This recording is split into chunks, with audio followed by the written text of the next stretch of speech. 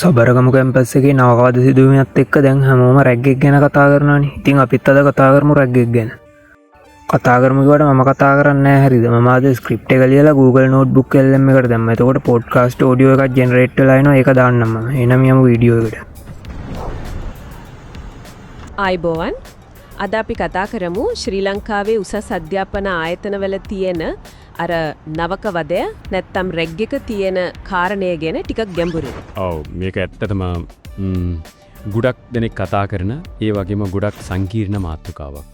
අපිට තියෙනවා මේ ගැන ලියවුණු ලිපි කිහිපයක විශ්ලේෂණය. ඉතින් අපේ අරමුණ තමයි මේ මූලාශ්‍ර හරහා තේරුම් ගන්න එක.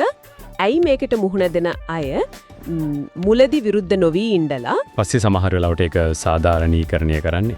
සහ මේ චක්‍රය කොහොමද දිගටම යන්නේ කියන එක. මුලින්ම බලමු නේද? මේක පටන් ගන්නෙ කොහොමද?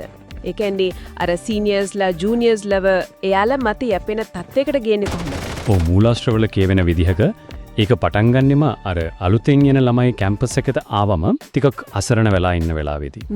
ජ්‍යෙෂ්ඨයෝ තමන් ඔයාලගේ එකම ආරක්ෂකයෝ වගේ පෙන්නනවා. අපි ඉන්නව ඔයාලව බලා ගන්න වගේ. ඔව් මොන ප්‍රශ්නාවක් අපි ඉන්නව කියන ගමන්ම අර කතිකාචාර්යවරු අනධ්‍යන කාර්ය මණ්ඩලයේ එයාලව සතුරු විදිහට මවල පානවා. එතකොට අර අලුත් ළමයි හිතනව ඇත්තේ මෙයාලා තමයි අපිව බේරගන්නේ කියලා. අර අනිත් අයගෙන් එනවා කියන පීඩන වලින් මෙයාලව බේරගන්නේ සීනියර්ස්ලා කියලා තමයි එයාලා හිතන්නේ. හරි පුදුම උපක්‍රමයක් නේ. ආරක්ෂකයෝ වගේ ඉඳලා පස්සේ Tamanම පීඩාව ගේනවා. එතකොට කවුරු හරි මේකට විරුද්ධ වුණොත් මොකද වෙන්නේ? අර අල කරනවා කියන කතාව ඇත්තද? ඒක තමයි වෙන්නේ. මූලාශ්‍රවල ඇතියට විරුද්ධ වෙන අයව එහෙම නැත්නම් සීනියර්ස්ලා කියන දේ අහන්නේ නැති අයව අල කරනවා. ඒ කියන්නේ සම්පූර්ණයෙන්ම කොන් කරනවා. ඒක සමහරු හිතනවා ඇති රැග් නොවි අල වෙලා ඉන්නක හොඳයි කියලා. ඔව් ඒත් ඒකම සරල නෑ. අලවුණු කෙනෙක්ට කැම්පස් එකේ කැන්ටින් එකට යන්න බෑ. ලයිබ්‍රරි එකට සමහර විට ලැබ් එකටවත් යන්න බෑ. කවුරුත් කතා කරන්නේත් නැද්ද? කවුරුවත් කතා කරන්නේ නෑ. මොකද කතා කළොත් එයාලවත් අල කරනවා. ඒක දරුණු මානසික පීඩනයක්. ඒ මානසික පීඩනයට අමතරව අර මේක විඳදරා ගන්න එක කොන්දපණ තියෙන වැඩක් කියලාත්. අනිවාර්යයෙන්ම විරුද්ධ වෙන එක කොන්දපණ නැති වැඩක් විදිහට උවා දක්වනවා. ඒක හරිම ප්‍රබල සමාජ ආයුධයක්. විශේෂයෙන්ම පිරිමි ළමයි අතරේ නේද? ඔව්. විශේෂයෙන් පිරිමි ළමයි කියලා මම ස්ක්‍රිප්ට් එකට දාලා තිබ්බේ නෑ. මේගොල්ලෝ අතෙන් දාලා කියන්නේ. මේගොල්ලෝ ජෙන්ඩර් ඉක්වලිටි දන්නේ නෑ. තමන්ට වෙන අසාධාරණයට එරෙහි වෙන එක ලැජ්ජාවක් වගේ හංවඩු ගහනවා. ඊට අමතරව තව තර්කයක් තියෙනවා. අර අනාගතයේ රස්සාවට ගියාම එන පීඩනයට ආතතියට මේක පුහුණුවක් කියලා. ඒකත් එක සාධාරණීකරණයක්. ඔව්. හැබැයි ඉතින් මූලාශ්‍ර සියුම්බ ප්‍රශ්න කරනවා එහෙමනම් අර මාටින් ලූතර් කිං මොහමඩ් අලි වගේ අසාධාරණට විරුද්ධ වුණු අය එයාලත් කොන්දපණ නැති අයද කියලා. ඒක හොඳ ප්‍රශ්නයක්. අර Game of Thrones එකේ අන්සලිඩ් හමුදාවටත් මේක සමාන කරනවා. පිටතින් ශක්තිමත් වගේ බෙනුනට ඇතුළතින් අර ස්වාධීන චින්තනය නැති කරලා දානවා වගේ.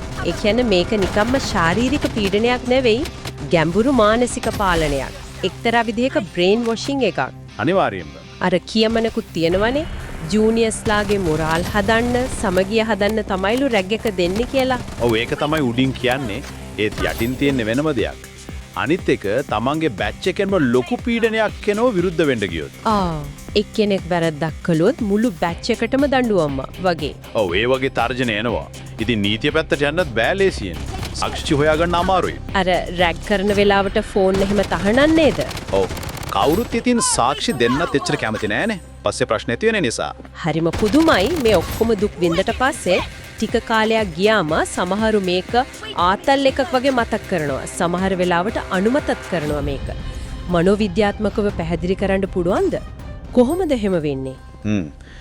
මේකට සම්බන්ධ ප්‍රධාන මනෝවිද්‍යාත්මක කාරණයක් විදියට මූලාශ්‍ර පෙන්වා දෙන්නේ අර ස්ටොක්හෝම් සින්ඩ්‍රෝම් කියන තත්වය. ස්ටොක්හෝම් සින්ඩ්‍රෝම්. ඔව්. සරලවම කිව්වොත් තමන්ව පීඩාවට පත් කරන කෙනා එක්කම නැත්තම් මේ කණ්ඩායම එක්කම අර ගොදුල මානසික බැඳීමක් ඇති කරගන්න එක. අර ස්ටොක්හෝම් බැංකු කොල්ලය වගේ ප්‍රාණ අපකාරයෝ කොල්ලකාරයන් ආරක්ෂා කළා වගේ. හරියට මේක. නවකවදේදීත් වෙන්නේ ජ්‍යෙෂ්ඨියෝම දරුණු විදියට රැග් කරලා පස්සේ හරිම පොඩි උදව්වක් කරනවා. සමහරවිට බේත් ටිකක් ගෙනත් දෙනවා. එහෙම දෙයක්. එතකොට අර අයට හිතෙනවා මෙයාලා තමයි අපිව බලාගන්නේ කියලා. ඒ සුළු කරුණාවෙන් අර ලොකු පීඩාව යටපත් වෙනවා. ඒ කියන්නේ අර පීඩාකාරී අත්දැකීමෙන් පස්සේ එන පොඩි හොඳක්. ඒකෙන් අර පීඩාව අමතක වෙලා බැඳීමක් හැදෙනවා. ඕ ඊට පස්සේ රෑගෙක ඉවරුණාම අර සීනියර්ස් ළම ඇවිත් හිතවත් වෙලා එකට කෑම කාලා අපි මේ ඔක්කොම කළේ ඔයාලගෙම හොඳක කියලා දේශනා දෙනවා. එතකොට අර බැඳීම තවත් ශක්තිමත් වෙනවා. ඕ තමන්ට දැන් බලයක් ලැබිලා පෞරුෂය හෙදලා වගේ හැඟීමක් එනවා. විශේෂයෙන්ම ඉස්සර සමාජයේ එච්චර පිළිගැනීමක් නොතිබුණු අයට මේක ලොකු දෙයක් වගේ දැනෙනවා. ඉතින් අර කට්ටකාපක ආතල් එකක් විදිහට මතක හිටිනවා. ඔව් අර අමිහිරි මතක ටික වෙනස් විදිහට අර්ථකථනය වෙනවා. ඊළඟ පියවර තමයි තමන් කාපු කට්ට ඊළඟ බැච් එකටත් දෙන්න ඕනි කියලා හිතන එක. ඒ දැන් තත්වයේ ටිකක් වෙනස් වෙලා කියලාත් අපේ මූලාශ්‍ර කියනෝ නේද? විරෝධය හැම වැඩි වෙලාද? ඔව් මෑත කාලීනව මේ නවක වදේ ප්‍රතික්ෂේප කරන අය වැඩි වෙලා තියෙන බවක් පේනවා. ඒ කියන්නේ සිසුන් වගේම සමාජයේ. ඒ කියන්නේ අර නවක වදේල සම්බන්ධ වෙන අයට සමාජයෙන් කොන්වීමේ රස්සාවක් හොයාගන්න අමාරු වීමේ වගේ අවදානමක් මතුවලා තියෙනවා කියලාත් ලිපිවල තියෙනවා. ඒතකොට වදේට ලක් වෙන කෙනෙක්ට දැන් මොනවද කරන්න පුළුවන්? විකල්ප තියෙනවා. සාක්ෂි තියෙනවා නම් එකතු කරලා නීතිමය පියවර ගන්න පුළුවන්. එහෙම නැත්නම් අර නිර්නාමිකව පරිපාලනයට හරි පොලිසියට හරි කියන්න පුළුවන්. සමාජ මාධ්‍ය හරහා එහෙමත් මේවා එළියට එනව නේද? ඔව් විශ්වාසවන්ත සමාජ මාධ්‍ය පිටු හරහා හෙළිදරව් කරන අවස්ථාවක් තියෙනවා. පිටස්තර අයටත් පුළුවන්. නවක වදේට සම්බන්ධ අයට රස්ස නොදී ඉන්න වගේ දේවල් කරන්න. හැබැයි එතනත් පොඩි අවදානමක් තියෙනවා. ඔව් ඒක තමයි අනිත් කාරණය. මූලාශ්‍ර අවධාරණය කරනවා සාක්ෂින් නේතුව. විශේෂයෙන් වර බොරු account වලින් සමාජ මාධ්‍යවල දාන චෝදනා ගැන පරිස්සම් වෙන්න කියලා. ඒව සමහර වෙට පෞද්ගලික තරහක් පිරිමහ ගන්න කරන දේවල් වෙන්නත් පුළුවන්. ඒකත් ඇත්ත. එහෙමනම් මේ සාකච්ඡාවෙන් අපිට පැහැදිලි නවකවදේ කියන්නේ නිකම්ම මතු පිටින් පේන හිංසනයක් නෙවෙයි. මේ චක්‍රේ කඩන්න නම් ඒ කියන්නේ අර නවකවදේට මුහුණ දීලා ඒක විඳ දරාගෙන පස්සේ Tamanටත් බලයක් ලැබුණා කියලා හිතලා ඊළඟ කණ්ඩායමටත් ඒකම කරන එක නවත්තන්න නම් Taman මුහුණ දුන්න පීඩනේ ඒක නිකම්ම ආතල් එකක්වත් චරිතය හදන දෙයක්වත් නෙවෙයි. ඒක Tamanගේ මූලික අයිතිවාසිකම් උල්ලංඝනය කිරීමක් කියලා ඒ අයටම තේරුම් ගන්න හැකියාවක් ලැබෙන්න ඕන නේද? ඔව් වෙන්නේ මම නම් දන්නේ මං එහෙම එකක් ලියලා තිබුණේ නැහැ නේ ස්ක්‍රිප්ට් එකේ.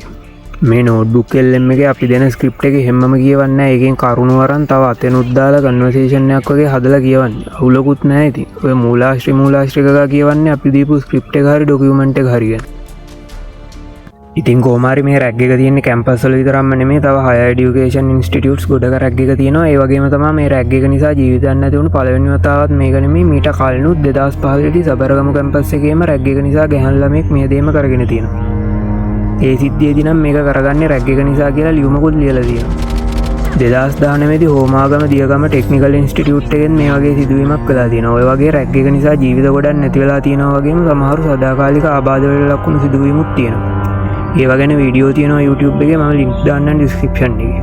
එහෙනම් රැග් එක ගැන ඕගොල්ලන්ගේ අදහසත් කමෙන්ට් කරන්න අලුත් වීඩියෝ එකකින් හම්බෙමු.